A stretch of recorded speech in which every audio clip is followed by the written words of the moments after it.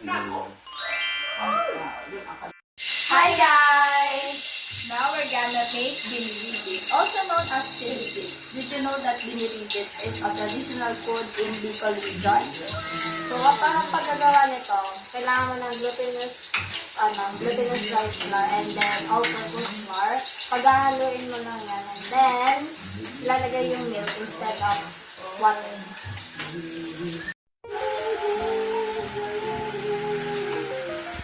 Now we're gonna add evaporated milk.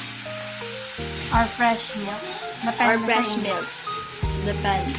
It depends on what you want. Mix, mix, mix.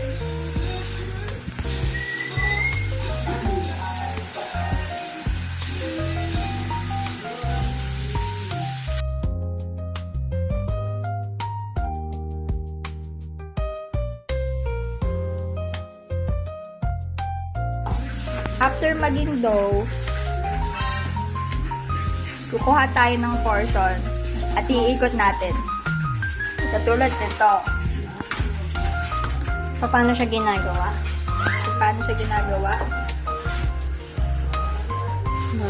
Yaanayin mo siya. Make sure na magiging maliit lang yung ano niya.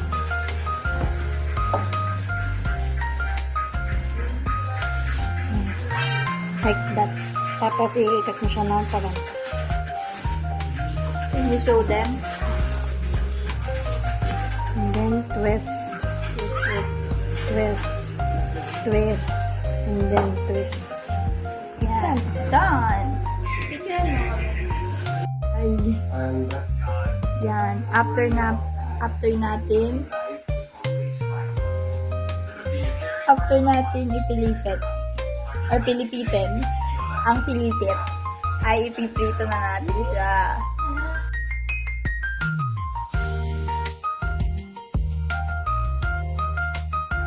Konti lang linalagin natin ito. Kasi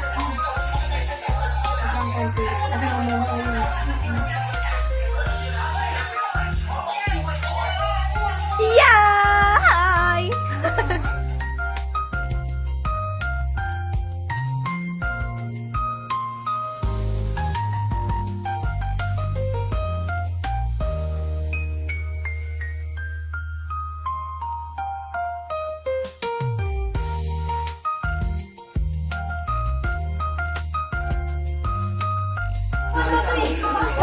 Lalagyan na natin lahat.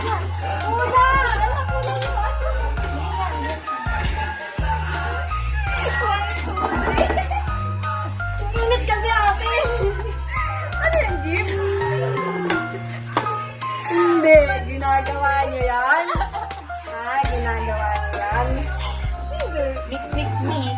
Until ma-cover ang ating Philippines. So,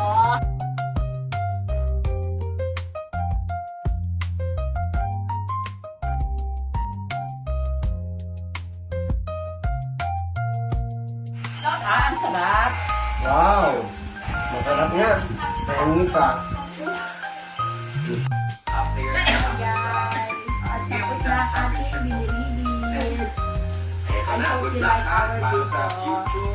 Wala nang see you next time kasi last na. So, bye!